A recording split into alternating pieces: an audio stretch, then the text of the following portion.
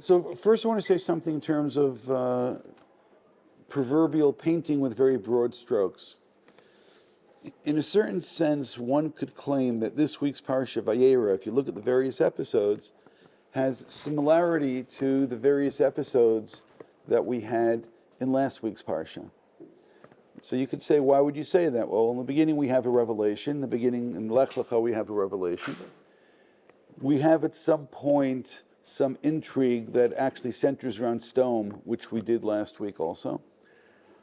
We have an episode with Sarah and somebody taking her. This week we have with Avimelech, and there we have with Paro.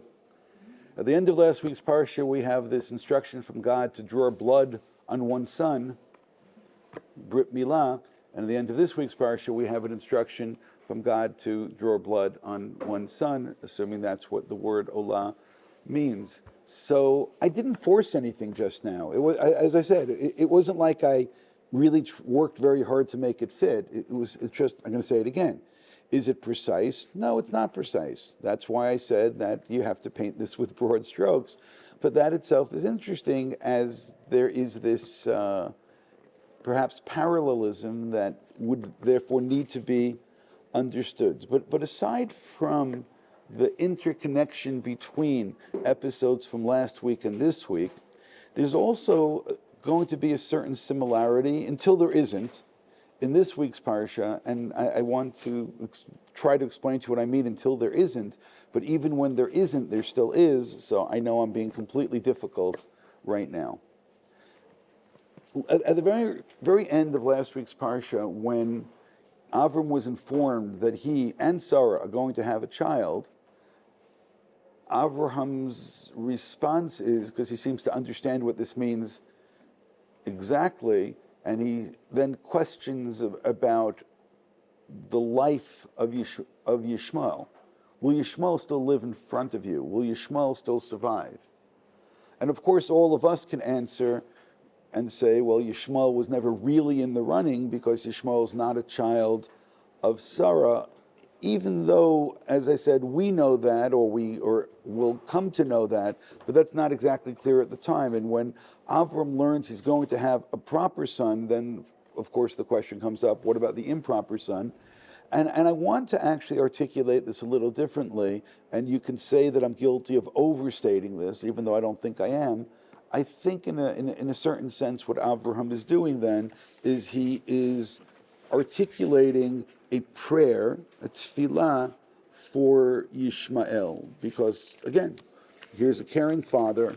What's going to happen with his son who is no longer, now you can fill in that blank, no longer what? Again, if you want to see the exact verse, it's Pasuk Yud Ched. It's source 17, Perek Yud Zayin, Pasuk Yud Ched. Vayomer Avram Elokim Lu Yishmael Yichyeh Lefanecha. So the word Yichyeh is really interesting. I mean, is he still going to live? Which means that when he's told he has another son, Avram begins to question, what is the future of Yishmael? He doesn't say what's his place. He doesn't say. He doesn't say, will he be son number 1, number 1A, number 2, not even count. Again, he doesn't say that. Avraham actually is again, I'm calling it a prayer because he says, Lu Yishmael Yichyeh Lefanecha. Right? How do you want to translate that? You can decide for yourselves. Will Yishmael live in front of you? Now, the reason why I think that is particularly interesting is that this is then going to present for us a pattern that we're going to see as we proceed.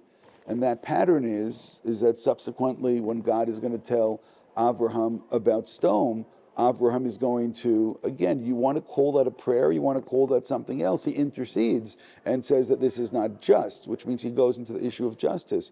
Later on, and maybe this is the most remarkable, and we discussed this before Rosh Hashanah, or before Yom Kippur, I don't remember, that when Avimelech, who was kidnapped with the intention of taking his wife, when Sarah is returned, Avraham then prays for Avimelech, which means that what we find is that Avraham, again, I'm not even going to make a comparison right now. What do you want me to say? More than any person till this point? There's no competition. Avraham is a man of prayer. Which is, I don't need the Gemara to say, okay, Avram instituted Shacharit. How do I know Vayishkem Avram? But I don't need that. I just need to look at the body of work of Avraham. Avraham prays. He prays and he prays and he prays. And when he knows about situations and when God informs him of situations, his response is to challenge God. Again, that's really interesting about this ability of Avraham to challenge God and not to accept things as they are, especially when it comes to humanity. So what you have over here is a description of Avraham as perhaps the greatest humanist that we can possibly imagine. And now you can start to think about Avraham moving forward compared to other people.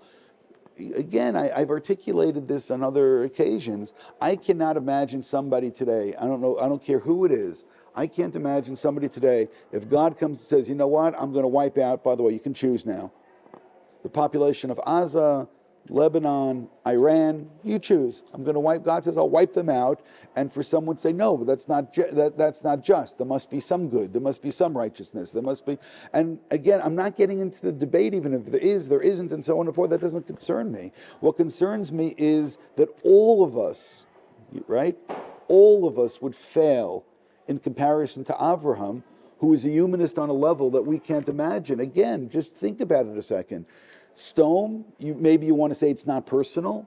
Stone is the very opposite of what Avraham stands for. If Avraham is a person of chesed, then Stone is a society which is an anti-chesed society. Certainly, if you utilize Chazal's understanding of what's taking place. But the truth is, you don't only need Chazal. There's enough other places in Tanakh that we can fill in information. And even over here, it talks about, in Bereshit, it talks about them being evil. And nonetheless, there's different ways of getting rid of evil, right? Or if you want to use, if you want to talk about, fixing things, you want to get rid of your chametz. So what do? You do sreifa, right? But you want to kasher the pot, so you can do liban gomor and burn off everything, or you can somehow put it in water, and it's a different kind of a process, which means Avram seems very much in terms of somebody who's operating in terms of a process that getting rid of evil is a little different. There's this famous quote from Rav Kook, which talks about the real righteous don't complain about, and now you could fill in because there's lots of things that he discusses, but one of them is a lack of faith. Rather, they increase faith. They don't complain about wickedness, they increase righteousness. Which means Avram is not the person who goes around complaining to God, oh, look at all these terrible things. Rather, Avram apparently believes, that his mission is to create more good in the world. And you do that not just by getting rid of all of the people, you need to change the people's behavior. One could even posit, and Rav Soloveitchik did say this, one could posit that Avraham's choice, this is very different from the Ramban in last week's Parsha. The Ramban last week, he claims that Avram's choice to go down to stone was a terrible sin. What gave Avraham, let me restate that. His choice to go down to Egypt was a terrible sin. God tells him to go to Israel, and he goes off to stone. I did it again. He goes off to Egypt. Now, there's a couple problems with this. One is God never said to him, go to Israel. He says, go to the land I'm going to show you. He doesn't say what the place is. So then to hold Avraham, based on our later understanding of what the place is or what the borders may be, even though the borders go all the way down to Nahar Mitzrayim, seems a little difficult. But Rav Soloveitchik said the opposite. Why choose Egypt? Because Egypt is the epicenter of the evil within civilization. And therefore, from Avram's mindset, if you can change Egypt, you can change the world. If you can somehow, that's the tipping point. If you can somehow make inroads in Egypt, then you can do. And by the way, somebody did a little later on, and that's Yosef. Yosef has that fateful meeting with Paro, and within a couple of minutes, Paro was saying, do we have anyone with the Spirit of God within him? He himself is a self-fashioned God. He himself lives within a world of polytheism. So now, therefore, to imagine that Avraham's mindset is, if we can go down into Egypt and we can somehow, like the Nefesh Asher Suba Haran, and Avram calls out in the name of God, and he goes from place to place. So maybe over here, this could be changed as well. Unfortunately, Avram gets there very quickly, and he has concerns that these people's immorality may actually be something difficult to counter. And, people ask about Sarah. People ask about Sarah, so you're my sister, but then it's not people, nobody's asking. Paro's taking, and that's just so much more that Avram seems to be prepared to. So again, that Ramban, which challenges Avram's choices, is not so simple.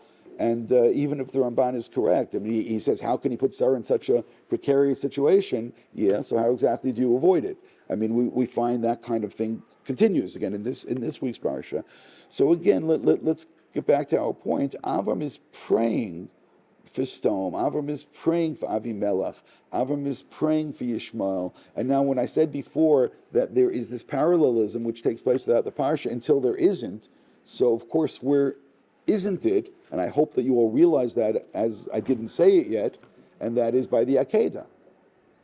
How is it possible then that Avram, who prays when there's injustice, he prays for his son, he prays he prays for Yishmael, even though God never said he's not going to live, he prays and he says, and he asks God, what's going to be, or how can this be, and so on.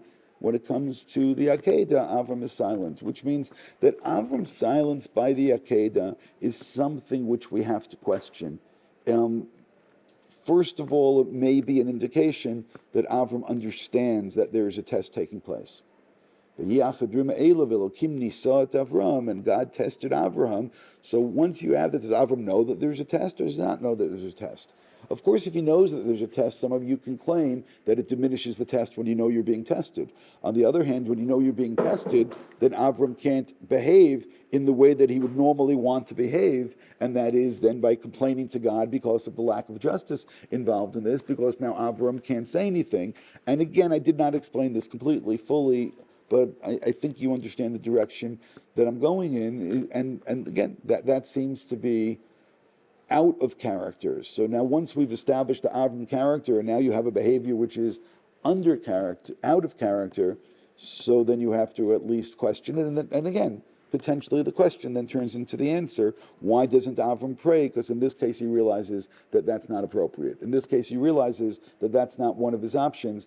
In this case he realizes that to question God would be perceived as something which was not God's will. And over here, Avram just now lost like the greatest tool that he has, and that's his faith and his prayer. And now essentially he's told, okay, now contend with the situation without being able to call upon God to help you. So I'm saying that itself, I think, becomes all the more challenging in terms of a potential test. But there's another thing, just in terms of trying to create or to understand the parallel. So again, last week in Lech Lecha, the words begin Lech Lecha. This week, there's a second Lech Lecha.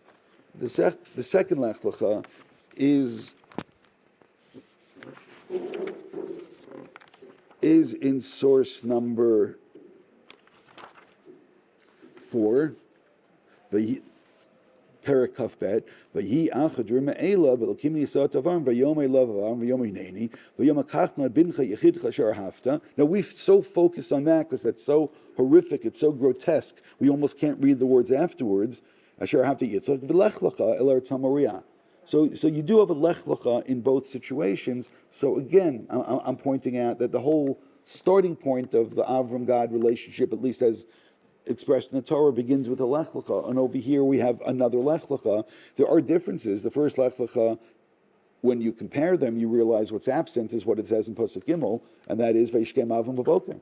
In this case, Avraham gets up and he marches along with very quickly, great devotion, and we don't know what the time frame may have been between the Lech Lecha and the beginning of Lech Lecha versus the actualization of it. All that we know is Avram 75 years old when he leaves. We don't know how old he was when God first spoke. So again, I'm going to say that there is this overlap and themes which are are interrelated and repeating themselves. And go back again to the first source, which is the beginning of our parsha. There's a word which is used multiple times in the first two verses. Vayera elav Hashem elenu mamre v'yoshev petach ol kachom hayom. And God appears to Avram. Vayisar and Vayar. So again, you have Vayera and then Vayar. Shloshim is love. Vayar, and again you have the Vayar. You have this multiple times of Avram seeing something or something being revealed to him. Either way, however you want to put it. And the content of this particular revelation, of this Vayera, is going to be this information, which now we can question whether it's necessary or not. It is the information that they are going to have a child, they are going to have a son. Of course, there's this other thing which is hovering above us, and that is that we were already told last week that Avram's going to have a son, so why do we need this to be repeated, and what is taking place over here? I think is far more difficult than anyone lets on, because it seems completely unnecessary over here. Nonetheless, this Vayera is about receiving the news, the tidings that you're going to have a child, and then again going to Perek Kaf Bet, which is source number 4. You have he's told, go to Eretz HaMoriah, that first in Pasuk Bet, Elachad Harim Asher Omar Elecha, on one of the mountains that I'm going to tell you about. So therefore, more information should be forthcoming. He's going to be told where this place is. Nonetheless, in Pasuk Daled, Bayom HaShlishi Vayisa Avram et Einav Vayar et HaMakom Mirachok. Then on the third day, he lifts up his eyes and he sees the place. And if those of you don't understand or don't appreciate this wonderful interaction between words and singing, there's going to be a certain echo over here to Har Sinai, Kishero'im et HaKolot, where you see what is normally said. So over here as well, Abraham is told that he is going to be told about the place. Nonetheless, he sees it. If you go a little bit further on, when at that moment when Avram's told not to do it, he's told Ki Yarei Elokim. Now, Yarei and Re'iyah, to see or fear, are not necessarily related, except of course for the letters. And then Vayisa Avram et Einav Vayar, and then he lifts up his eyes and he sees something, and then he calls the place Hashem Yira'eh, because God Hashem Yira'eh Yemar Yom Bahar Hashem Yira'eh. So you have this combination of fear of God, of seeing something, of having a revelation, but also notice this Vayisa Einav Vayar. And we go back to the beginning of the Parsha, Vayera, Vayise Einav Vayar, which means the same words are being used. So when I said that there is this interaction between the beginning of the Parsha and the end of the Parsha, don't think for a second that this is my creativity, which is creating something which isn't there. Maybe it's my creativity noticing it, but it's there. It's there, which means once you see it, you can't unsee it because it's just staring at you. And I will point out that this fear is mentioned later on as well in Pasuk Tet Vav, which of course is also a major verse in source number 1. Because again, she was afraid at that point. So what you have over here is this repetition of seeing and revealing and having a revelation and lifting eyes and seeing something and having a revelation within a revelation as well, which is interesting because both times Vayise Einav Vayar, one is to see the 3 men, which will give the information that Yitzchak is going to be born, and the other one is lifting up his eyes and seeing something, which will be the replacement for Yitzchak, and then Yitzchak is going to live, and the other thing will be offered as an offering. So I'm going to say it again, is that it's not just that linguistically there's some kind of a connection over here, it's that in terms of the essence over here, there is something more which is taking place, which is very easy for us to miss. If I would have started off and really wanting to illustrate this point about the interaction between the various episodes. Again, so far, what did we know? We noted last week's Parsha and this week's Parsha with our broad strokes. There seems to be this general either repetition or a thematic connection, however you want to phrase it.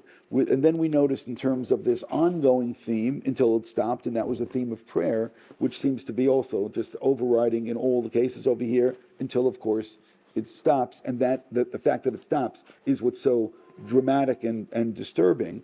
The easiest thing for me to have pursued, if I wanted to go in this direction, the easiest would have been for me to compare the story of the men or angels, whatever you prefer, visiting Avraham, and then immediately afterwards the angels going and visiting Lot. And both of them getting up and treating and acting with this chesed, which means that those are the same themes. Okay, sorry. That is absolutely the same theme, so much so that we would then suspect very strongly that Lot benefited spiritually from the time that he spent with Avraham and learned how to welcome in guests. Of course, you can tell me that the stories end up very, very differently, but I'm going to say it again. There is this fascinating interaction between the two. Just to fully appreciate it, I want to go back to source number one and note a couple of more things, and then we'll be able to understand how Perek Yud Chet and Perek Yud Tet are even more related. In Pasuk Yud Gimel, source one, in Pasuk Yud Daled. No, sorry, we'll keep going further. In Pasuk Tet Zayin, we have a wonderful thing which in literature you would call foreshadowing. Jerry, you studied literature? Yes? Your BA is in literature? Yeah. What's art? Okay. I actually gave a class in art history last week. As an introduction to my Agadah class. Anyway. Not for now. Vayakum pasuk tet zayin. Vayakumu misham ha'anashim. Vayashkifu al pnei stone. Va'avam olech imam l'shalcham. The end of the episode where they've been informed, or Avram and Sarah have been informed about the impending birth of Yitzchak. It's going to happen next year at this time. Next year at this time, of course, according to Chazal, it's going to be Pesach. That Yitzchak is born on Pesach. And therefore, this time of year is the springtime. The springtime is when everything comes to life. Yitzchak is connected to the spring as well. And then you have the foreshadowing. As they get up to leave, the men vayashkifu. So vayashkifu is different from the vayar. They take a look. They glance upon. They're looking off into the distance. Vayashkifu al pnei stom. I mean, it's interesting that the word in modern Hebrew for a binocular is mashkefet. It's something to help you see. Vayashkifu is to take a strong look, and they're looking at stone. And Avram was walking with them. So, of course, the irony is wonderful, because Avraham, who just now provided them with chesed, they now look at this contrast, as it were, between Avraham's chesed and Avraham's decency versus this place of stone, which is a place which has no decency and has no kindness. And they kind of look, which then creates this contrast. And then the next pasuk is, Vashem Amar, HaMechase'ani me'Avram asher ani oseh? Will I hide from Avram that which I'm doing? V'Avram hoyoyeh l'goy gadol v'atzum. V'nivruchu bo kol goyei haaretz. And Avram is going to become a great nation, and everyone's going to be blessed through him. Ki yadati, because I know, l'man asher yitzaveh et banav. This is so critical, this verse. I know that he's going to instruct his children. A moment ago we were told he's going to have children. Why is it so important for Avram to have children? Because there will be this intergenerational conversation which will take place. And Avraham is... Last week when I was in America, I quoted this verse at one point, and I said, Avram didn't complain about school tuition, right? Avram thought that was a good investment to send his kids to yeshiva, and I mean that's the investment. Avram will invest in his children. He will instill with them the values, and you don't find that taking place in other relationships until this point. V'shamru derech Hashem lasot tzedakah u'mishpat. Avram is going to be somebody who's going to be dedicated towards whatever the word tzedakah means in this case, mishpat. Let's even call it, if you want, charity and justice. L'manavi Hashem al Avram et asher diber alav. And that's wonderful, to have a society based on justice and based upon charity. Justice doesn't always lead to charity. Justice can be very, very cruel. But you need a society which is based upon both, that justice always carried out, but then sometimes you have nots that just in terms of, there is no ability to turn to the justice system to help them. Nonetheless, then you need to move into this other system, and this other system will be the system of tzedakah. And with this introduction, God then says to Avram, V'yom Hashem, Za'akat Sodom v'Amora, ki rabah v'chatatam ki kavda ma'od. That the scream is great and their sins are heavy, which means that should be the end of the discussion. And Avram should say to God, okay, go do what you have to do, and appreciate this. By the way, again, just going back to us, if it were us, we would say, wonderful, it's about time. Get rid of them. We don't need these people around anymore. These people are not making the world a better place. And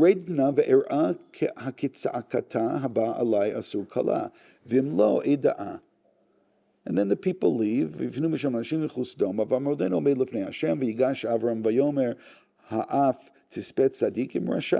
So we just now turned into a situation of justice. And in fact, there's a courtroom right now. The court's open, and Avram is pleading to the judge. Maybe there are 50 innocent people, and then he finally says, you wouldn't spare the place because of the innocent people there. First he asks the question, and then he makes a judgment. Avram makes a judgment.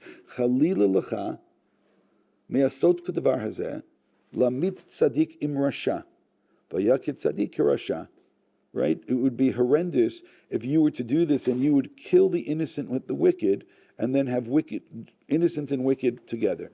It would be an outrage if you, the judge of the entire world, did not actually do justice. Which means this argument that God chooses Avram because of his sense of justice and charity, and Avram's using this. So again, is Avram using an argument of charity or using an argument of justice right now? So we can pick on Harvey because he's a lawyer. I don't know if there's any other lawyers we could pick on. But is this justice or is this charity? But it's very interesting because at least the way that Avram is couching it, he's couching it in terms of justice. He's saying there's a lack of justice over here. This is not the way that God should be meting out justice. What's interesting about all of this, and again, obviously this continues, and I cut it off, in source number 2, Vayavo Shnei Malachim Stone Be'er V'lo Yoshev Bishar Stone. So Bishar Stone is actually a giveaway, because there are many situations in the Chumash and Tanakh where the term Shar or Shar Ha'ir indicates the center place of the city and the place where justice is, where the judges sit. So therefore, when we're going to be told, and it will be hinted at in the text itself, that Lot is going to be the judge of the city. So over here you have, again, this Avraham teaching Mishpat and Tzedakah, and Lot being the beneficiary, of course, to a certain extent of this. And Lot is sitting in the Shar Stone. Of course, Lot, being perhaps the self-appointed judge of Stone, is an unfortunate position to take, because they may not be all that interested in justice. And he goes and he sees these guests, which he sees angels. Avram saw men. Avram treats men as angels. Lot treats angels as men. Okay, I don't want you to overstate this. I think it's really interesting that what Avraham is shown is people, but he treats people like angels. That's the way Avram behaves. But Lot is shown angels, so therefore in the previous parak it was anashim, and over here it is malachim. Incidentally, how many times is malach going to be mentioned moving forward in this parsha? At least a couple of more times. One obvious one, and what's that? By the Akedah, a malach will come in, but also when Yishmael is sent away, a malach is also involved in the... So I'm going to say it again.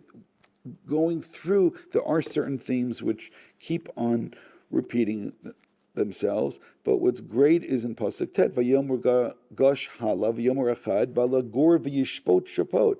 And somebody came and appointed himself a judge, so therefore you see that same kind of element over here. Later on in Pasuk Yud Zayin, as the angels are leading them out, Vayhika Hotzi'am Otam HaChutza, Vayomer Himalait, Al Nafshecha, and one always wonders if the name Lot was his real name, or Lot is the one who escaped. Himalait, and Lot is the one who escapes.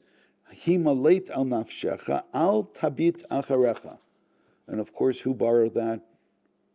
Bob Dylan, Don't Look Back, right? I didn't say anything about after the flood. I mean, we skipped that. A hard rain is going to fall. We skipped that. But over here, al tabit acharecha, don't look back. So it's interesting because the word tabit. Tabit is even, I would say, a glance. Labit would be a much quicker, as opposed to Vayera, which we see also is connected to Revelation, or Vayashkef, which is seems to be a more determined look. As we continue, we're told in Pasuk Kavav, Vatabet ishto me'acharav, v'tehi nitzav melech. And his wife turned around and did cast a glance, and perhaps she is devoid of righteousness to the extent that she cannot see the justice take place. Just leave that. I said it. In Pasuk Kav Zayin, Vayeshkem Avram Baboker, which is great because Avram somehow is in the middle of this narrative as well, and we don't know what Avram is doing here. Vayeshkem Avram Baboker, She'armad Sham et Pnei Hashem. He's in the same place that he had this revelation before. Vayashkef al Pnei Stom va'amora va'al kol Pnei Eretz Hakikar. And now Avraham looks at this place. Again, right after we're told that she or they can't look, and she did look, and now we're told not only does Avraham look, Vayashkef, Avraham, again, this is just like the angels had done, or the men, or whatever you will, had done before, Vayar v'hinei ola kitor ha'aretz, kikitor ha'kivshan. And of course you have to love the description of a furnace, because whenever you have a furnace connected to Avraham is really interesting. Over here you actually have Avraham and a furnace in the same pasuk, but he sees the smoke going up like a furnace, and then Vayhi b'shachit Elokim et Areya Kikar vayizkor Elokim et Avraham.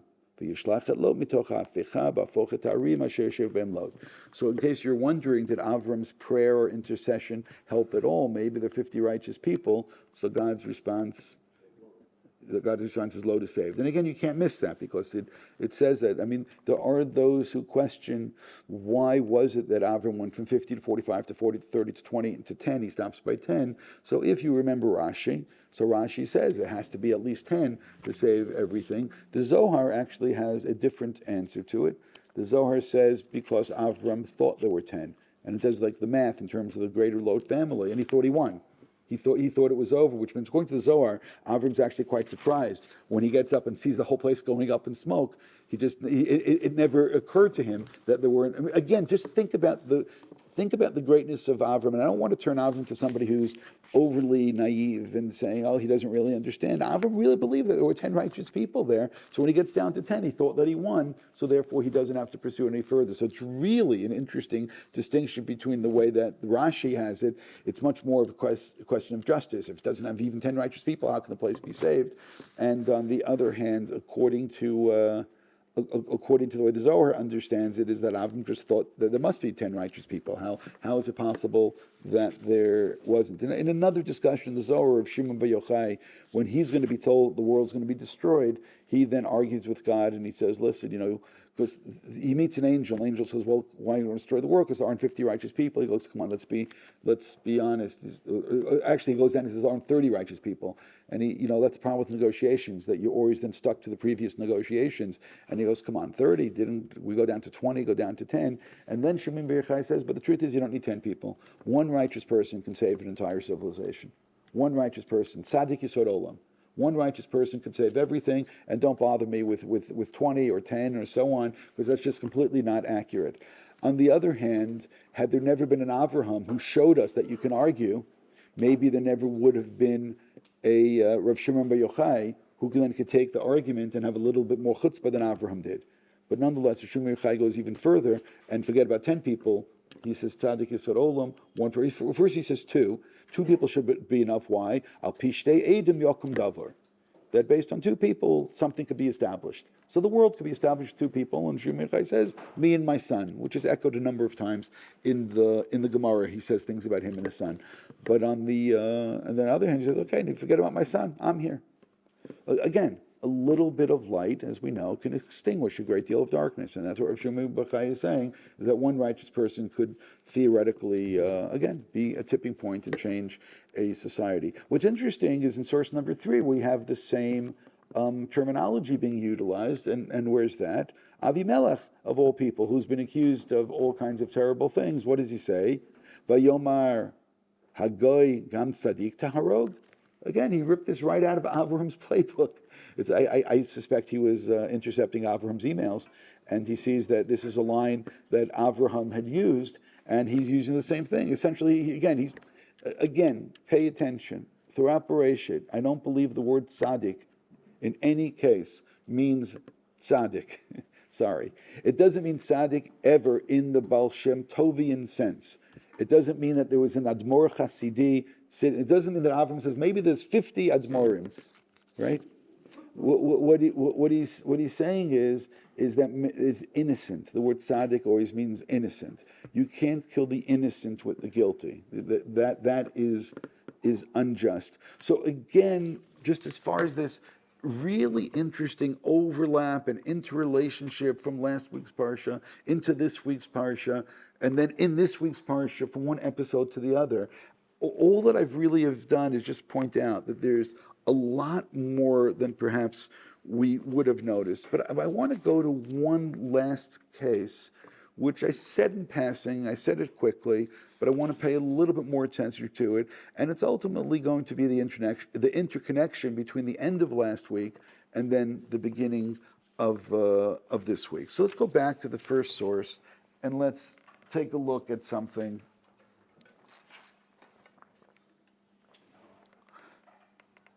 We're by the beginning of the Parsha, Perek Yud Chet.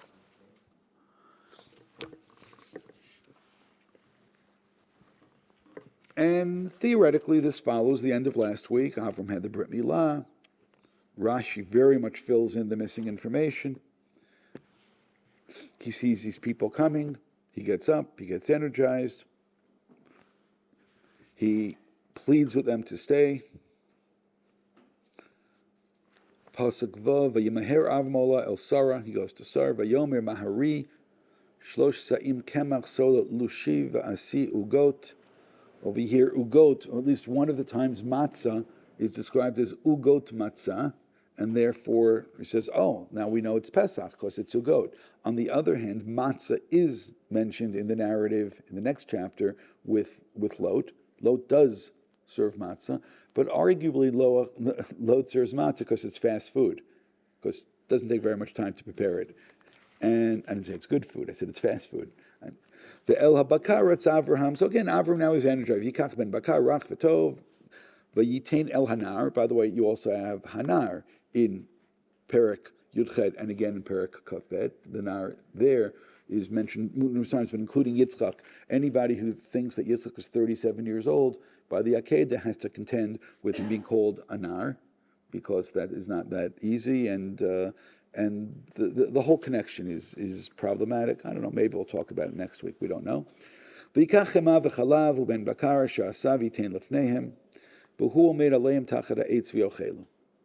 People are served. Some note he serves them milk and meat together, so it's in order to make fun of. Some claim it's in order to make fun of the angels, that later on they're going to complain when the Torah is given to man, when Moshe comes up to heaven, and God, and they're going to say, why are you giving Torah to man? I mean, the Torah should stay with the angels. And one of the arguments there is that, what do you mean? You went down to earth. We're not even going to talk about the fallen angels chasing the girls, but aside from that, you went down and you were eating milk and meat together after 2 minutes. So therefore, you're quite problematic as far as beneficiaries of receiving Torah. Vayomru elav vayes Sarah ishtecha. Where is Sarah, your wife? Vayomer hinei ba'ohel. So if this indeed are just regular people, that's a strange conversation. Okay, although there could be this, maybe they're both famous. We'll return. By the way, notice again, Ke'et Chaya is similar to what we saw before with Yishmael. Will Yishmael live? V'nei ben l'Sara ishtecha. And then we're going to come back next year, and she will have a son. V'Sara shoma'at petach ha'hoel v'hu acharav. And Pesach, and she hears this by the opening of the tent, v'hu acharav. I'm just going to tell you that the words v'hu acharav are completely perplexing. Even more perplexing is that Rashi ignores it. Rashi generally has an absolute wonderful, astute sense of reading a verse and knowing what's difficult to understand and then giving you an explanation of it in order to remove the question. In this case over here, I don't know why Rashi does not give us one of the things. I mean, Chazal say things about this. V'hu acharav. Who is the who? Was the who that man or the angel? Was who Avraham? Is who someone else? What is this v'hu acharav? Again, Vayomer shuv ashuv elach ke'et chayav v'nei ben l'sar ishtach v'sar shamad petachol v'hu acharav. It actually sounds, because again, who else is in the verse? It's only the person speaking and Sarah. So therefore, it sounds like this is the person speaking, v'hu acharav. And what would that make it? What does that even mean? I'm going to say it again. What does it mean, v'hu acharav? Is that behind what or behind who? Maybe he's on the other side of Avraham. And again, I'm going to tell you, if you start looking in the commentaries, you'll find different ways of trying to explain this. But it seems to be that what it's saying is that the two of them can't see one another, which means Sarah can't see who it is who's speaking. So, as much as sometimes we have a bat kol, this is a ben kol. She hears a voice which is coming down and saying something, but she can't see where this voice is coming from, so therefore it's very hard to judge. Sometimes somebody says something, and seeing who's saying it gives it more credibility, or perhaps takes away credibility. But over here, v'hu acharav may very well contribute to Sarah's inability of judging as far as how much credence to give to the content of what was just now heard. So we have this editorial comment. And Sarah laughs inwardly, saying. So it's interesting because it's a thought. I know, you tell me. She laughs inwardly and she says, or she laughs inwardly and she says inwardly. But titzachak Sarah bikirba lemor sounds like it's this internal thought. After I'm old and withered, are we still going to have pleasure? And my husband is old. Vayomer Hashem al Avraham, which is great because God disappeared from this conversation around 12 verses ago. Why is it that Sarah is here saying, I'm going to have a child, that I'm old? And I know the Gemara points out that God doesn't repeat that Avraham's old because you don't want to say Lashon Hara, Shalom Bayis, and so on and so forth. You're allowed to tell little white lies. And this is not a white lie, by the way. It's leaving out some of the information, but essentially you don't need both parts. If Sarah is saying, I am too old to have children, physiologically, biologically, I am not having children, so it doesn't really make a difference how old Avram is or isn't. And here, God is questioning, why is she laughing? And of course, there's a problem how to define tzchok over here. Hayipaleh me Hashem davar. Now, what does the word hayipaleh mean over here? Don't answer me. Hayipaleh me Hashem davar l'moed ashuv ka'et chaya u'l'sara ben. Is this too wonderful, from the word pella? Is this too much of a wonder for God? Next year at this time I'll return and Sarah will have a child, which kinds of makes us question who exactly is speaking, because somebody already had said, I'm going to come back next year at this time, and that was the Malach. So now we have this interaction between the Malach speaking and God speaking, which, by the way, we absolutely have at the end of the Parsha between God saying to do the Akedah and the Malach saying not to do the Akedah. You also there have interaction between the Malach's message and God's message, which there is contradictory. Over here, it's confirming. But I just want to point out all of this is perplexing, and you need one more thing to be perplexed with. Then it's the next pasuk, "V'tikachesh Sarah lemor lo tzachakti ki yira'eh v'yomer ki lo ki tzachakt," and she denies, saying, "I didn't laugh." Ki yira'eh, because she was afraid or had fear. Vayomer, and he said, who's speaking? You have at least three possibilities. One is Avraham, two is God, and three is the angel. Lo ki tzachakta. But on top of everything else, it's true that she didn't laugh, especially if she only laughed inwardly, which means if you laughed inwardly but didn't laugh outwardly, and you say, no, I didn't laugh, which means it's true she didn't laugh. I mean, in which world did she laugh? So therefore, this whole section here, I hope you realize, is far more difficult. Every element over here is difficult because we don't know where she's standing. We don't know what she sees. We don't know what she hears. We don't know what exactly the response is. We don't know who's speaking to her. We don't know what the response is. And I know before I started, everything is clear. And it's only when the reason everything's clear beforehand is not because everything's clear. Nothing's clear. The reason everything is clear is because we were all blessed and we learned Chumash and Rashi. And you learn Chumash and Rashi makes all the questions disappear. When all the questions disappear, everything makes sense until you read the words again. And you read the words, you realize how terribly confusing all of this actually is. Now, I want to note two words. One is in Pasuk Yudalid, Hayipaleh me Hashem, Hayipaleh, that word. In the very next pasuk, right afterwards, pasuk Yud Zayin, Vashem Amar Hamichaseh Ani me'Avram Asher Ani Oseh. Will I hide from Avram that I'm doing? And then we kind of just moved on to the next episode. Here we're dealing with the birth of Yitzchak, and then the investment in Avraham and his teaching of his children and an ongoing intergenerational conversation.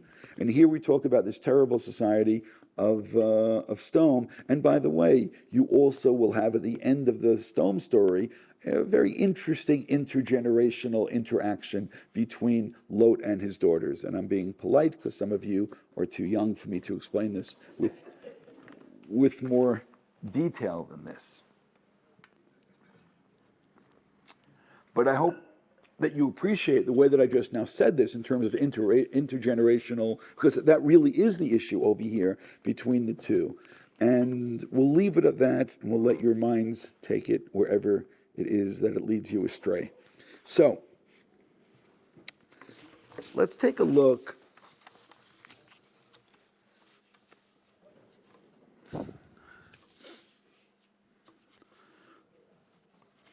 First of all, in source number 5, and this is random that I'm choosing this because I could have chosen this from another 6 different places.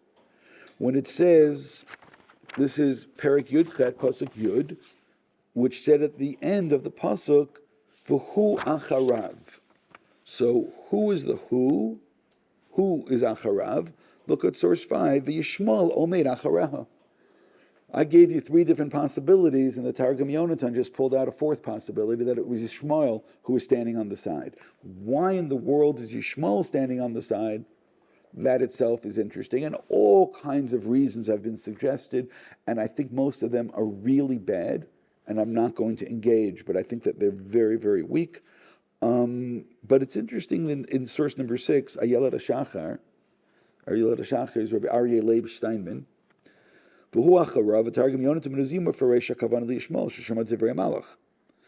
he's saying is that Yishmael hears the Malach saying that you're going to have a child. Saying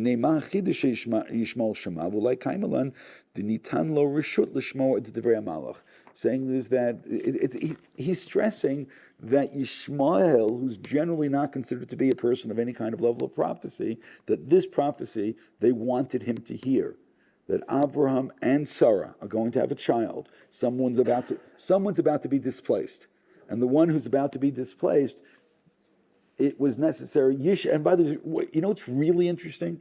He's called Yishmael, and we never have a place that he hears the word of God, other than potentially this. So this would actually be the justification of his name, because his mother his mother sees a name. Where do we ever see Yishmael being the beneficiary of some kind of a prophetic experience? So over here, if in fact there's a revelation of an angel and Yishmael hears, so that becomes really interesting. So we'll put it like that. In source number 7 now, here again, one pasuk Yudalid, what was the word? Hayipaleh. Would it be a wonder for God? And here the Targum tells us that the word should mean Hayit kaseh min kadam Hashem pit gamaya. Hayit kaseh. Now, what in the world did that mean? Rashi, Hayipaleh, Kitargumo, Hayit kasi.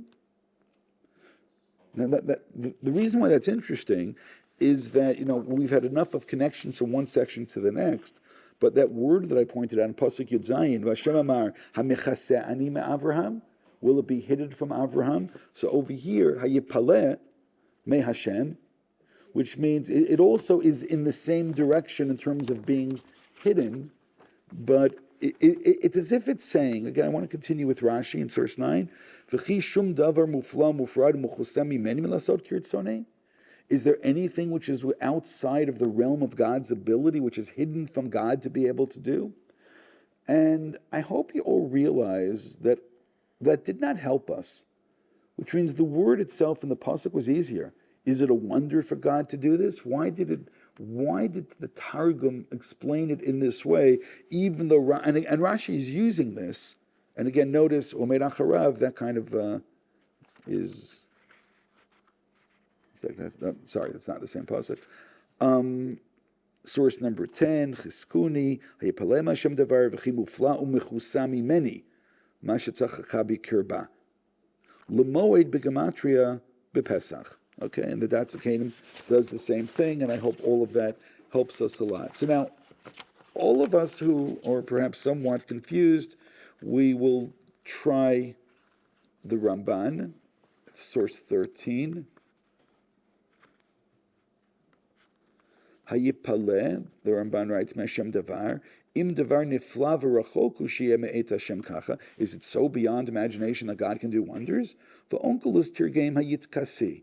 As'u kilashon ki paleh mimcha davar lemishpat. If something, which is interesting, ki paleh mimcha davar lemishpat, if something eludes you. V'imken yesh bo sod ne'elam. If that's the case, there's some secret here. Now there's a problem. First problem is I have no idea what the Ramban is saying. Second problem is some people think they do know what the Ramban is saying. The Ramban likes to say that there are secrets, or there's certain Kabbalistic teachings. So once the Ramban says, Imken yesh bo sod ne'elam, he's saying, there must be some mystical secret over here. I'm not 100% convinced that's what the Ramban said, although this is then going to create this whole cottage industry of Ramban interpreters of trying to tell you, so what exactly is this mystery? And some of them take it towards this idea of what we can call God micromanaging miraculously, although I don't know why that exactly is going to be completely miraculous. So let's take a deep breath. We have 3-4 minutes left, and let's just see what else is going to be important for us to understand over here. The Ramban is going to continue in source 13. We have him also on Tedvav, and Sarah denies it. Ani tama b'neviyah hatzadeket eich tikachesh ba'asher amar Hashem lenavi. I am completely shocked that this righteous person, by the way, he almost always does this. When he points out a problem of somebody who is holy, he always will call them a righteous person and say, I can't understand how she can deny the words of the prophet. And why did she not believe the words of these angels of God? It seems to me that these angels that look like people came to Avram, and he recognized them. Ashuv lechu l'Sarah ben v'Sarah shamat v'lo yodat ki malachei elyonheim. So what's the difference? Why would she not appreciate? Because she couldn't see them, and she didn't know what exactly was going on. And he gives some comparisons. V'Kadosh Baruch Hu he'eshim ota la'Avram, and God is accusing her to Avram. Lama haya hadavar nimna beina v'ru'ui la shetamin. She should believe. Otomar amin ken yas Hashem. V'nei Avram amar lel lama tzachakat. And Avraham is the one who says to Sarah, "Why are you laughing? Hayipalei mi Hashem davar v'lo pirish ela ki Hashem gila alav soda." And he did not tell her that God had already told him this. Now, here is where we have to pause, because here it gets important, and this really is the continuation from last week's Parsha. At the end of last week's Parsha, God said to Avraham that you're going to have a son. You and Sarah are going to have a son. So I know that couples never talk, right? We don't communicate the way that we should. And wouldn't you kind of think that if Avraham receives this incredible revelation, includes Brit Milah, includes his name is changed, includes her name is changed, and their fortune will be changed, and they're going to have a child together, wouldn't you think that Avram would have wanted to share this with his wife? Now, of course, some of you can tell me that they only talk once a week on date night, and Avram and Sarah did not have an opportunity to go out yet, and therefore, I mean, by the way, the Ramban now is going to break his head to try to figure out why in the world he never mentioned it to her. But now I want to go backwards and I want to suggest something else, and I'm not completely convinced about what I'm going to say. Okay? But I just to realize that this whole issue is in this Ramban. There's actually a second Ramban which makes everything more complicated. The other Ramban is attacking the Rambam, and I have it for you a little bit later down the line, whether the whole issue with the angels was itself a revelation where only Avraham sees it, or it's something which happens and Sarah sees it as well. Which means there is a possibility of understanding all of this, that it, again, especially if you follow the Rambam, the Moed Nevuchim, which the Ramban hates, but if you follow this, then all this didn't happen. What happened instead is that Avram has this revelation, and in Avram's revelation, Sarah denies this, and Sarah laughs, and then Avram is questioned, why is Sarah laughing? But it's meaning, why should Sarah be blamed for laughing in Avraham's revelation, or Avraham's dream, or Avraham's spiritual experience? Right? You understand what I'm asking? And there's a very simple answer to this. There's a very simple answer to all this. And what's that? The answer is that, especially now that you have the Targum, and I'm going to say it again, I'm not 100% convinced, but I like it anyway, that what did the Targum do? What word did it change over here? It changed, that God could do a wonder to, is it hidden? Hahit kasa min kadam Hashem. So essentially, this may be a complaint being waged against Avraham. Why is this hidden still? Not God can't do this wonder. Why is the wonder of God being hidden? Why doesn't Sarah know about this yet?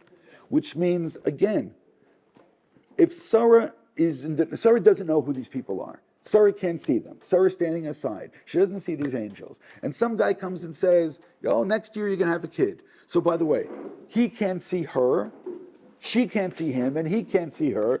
And maybe there is this total lack of appreciation for what age she is, for what her physiological capabilities at this side. And she laughs to herself and says, come on.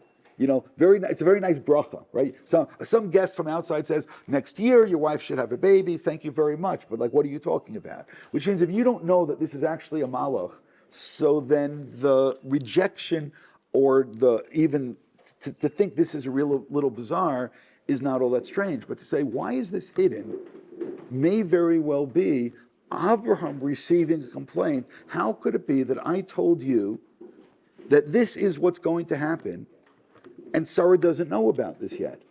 So I'm saying instead of Sarah being the one who's getting a little mussar and Sarah's laughing is part of the revelation that Avram receives, and therefore Avram comes to this realization, oh, I think I need to have a conversation with Sarah, and essentially instead of blaming Sarah for this, when in doubt, blame the husband. You can go back and say that he actually should have told this. So as I said, am I 100% convinced of this? No, but go back and read the various sources and see if it's not important whether I'm convinced. The question is if I convinced you or not.